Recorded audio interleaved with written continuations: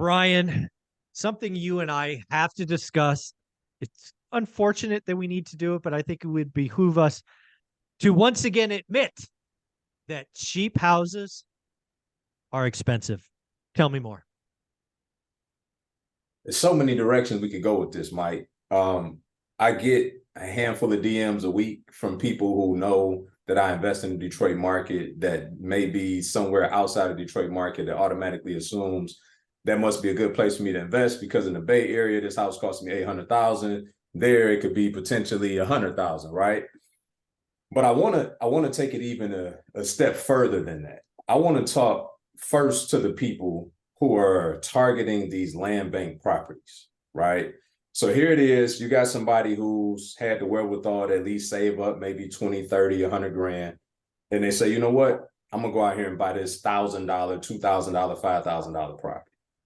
Not realizing that they're buying a liability, not an asset. So you go and you acquire this thing because it's what you can afford to buy, not understanding because you don't understand the real estate investing process as a whole yet, that now you've got to go in and put 50, 60, 70, $80,000 into this property. Oh, but by the way, because you didn't analyze the comps properly, now you're overinvested in this property and you're actually upside down based on value. So the very thing that you attempted to do by going out and building more assets, you actually just bought a liability that now you got to figure out how to get rid of and sell at a loss. And I'm telling you, I see these stories every single day. And I just want to caution everybody, Mike, just because the price point is cheap, don't make it a value, right? Cheap does not mean a value. So I'll start there. I mean, I'm sure we could bounce back and forth on this one. Yeah, so I think there's a couple of things I've heard over the years. First, I like picking on California investors. It's where I'm at. I have a pretty big bench here. I've said this a lot. People are tired of it, but it is so true. Michael, you don't understand. I could buy a house for less than the cost of my Tesla. Why is that? Why does that make it a deal, right? So you can definitely go cheap buying broke. And the other thing that really bothers me, this really bugs me. We're both real estate investors. You and I have been doing this 20 years. We both consider ourselves above average. I think that's fair. And I get these new investors all the time who say something like this: Michael, I found this property in Cleveland, Ohio. Just picking on Cleveland, so I don't pick on Detroit. Mm-hmm. And it's a deal. I found a deal.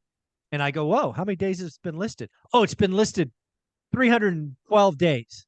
Oh, great. What did you offer? Oh, I offered list price. Okay, wait a second. You're telling me you found a deal on the MLS that has been listed for 312 days.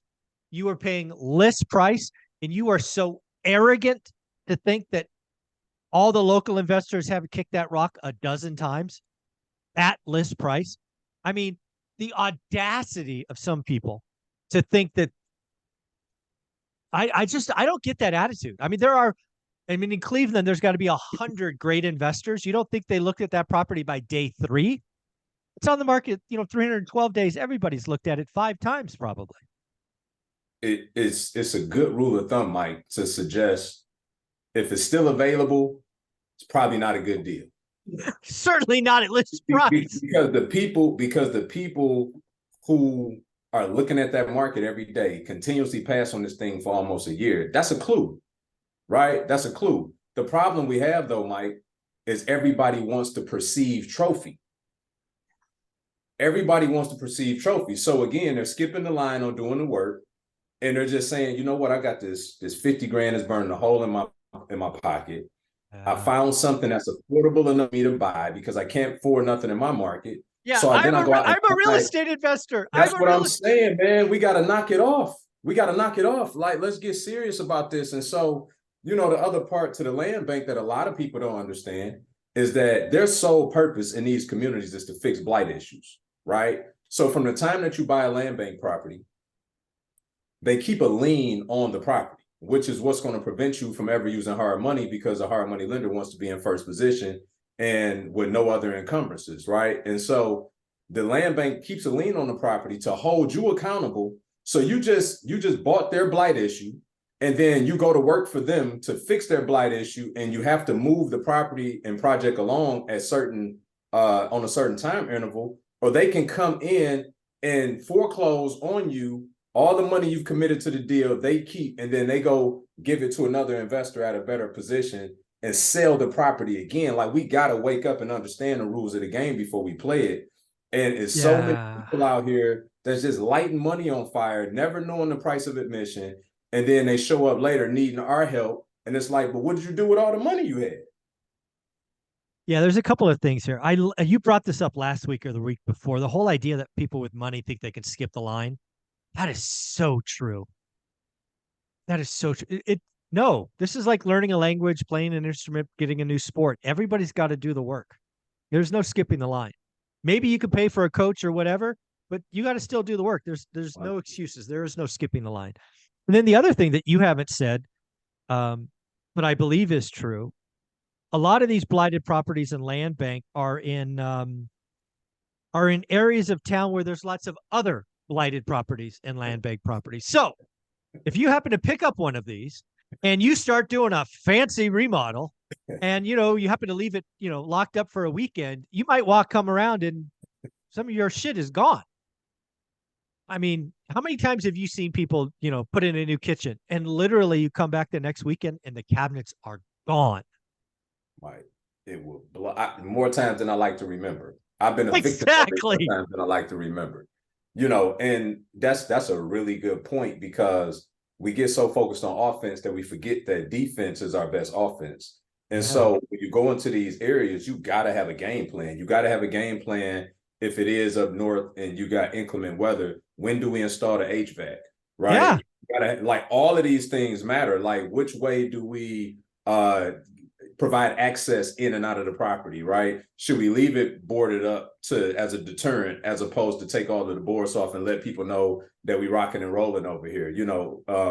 At what point do we install the water? It's so many different pieces that go into investing in those type of areas, but people get so fixated on cheap instead of getting fixated on, you know what, let me go out here and learn the skill. Let me run the reps. Let me do the work, so that even if I don't have the means, quote unquote, I can still find good partnerships and maybe raise the capital for the deal if it's a good one, and do a more viable project that I have more autonomy over, and I'm not working for the likes of the land bank in the process. Let me ask you this question, because I've never bought from the land bank, but I have a guess, but I'm going to ask anyway. Okay.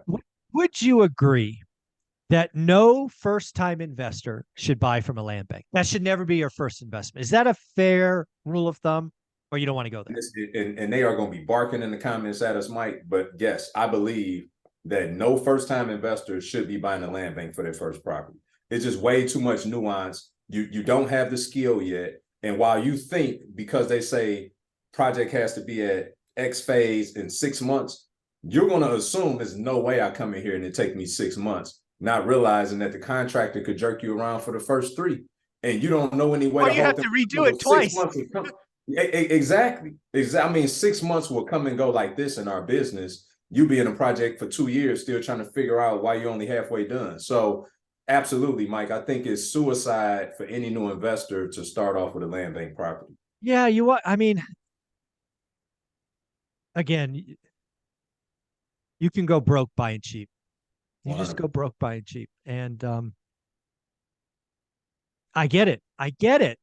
But the price is one small variable of what you have in front of us. So I personally think no first-time investor should buy a land bank property. That's my opinion. But Brian, where can people find you? Because you're putting out a lot of amazing stuff. Yeah, man. Brian Adamson Official on YouTube, Brian Adamson Official on Instagram, and anybody that comes to my YouTube channel, if you want to talk further, just send me a direct message on Instagram, as many of you have been doing, which I appreciate. So shout out to you guys. Yeah, again, Brian and I reply to the comments, but we don't have conversations. So if I reply and then you reply to me, I will never see it. So go to Instagram. It's a much better platform for that. Thanks, buddy.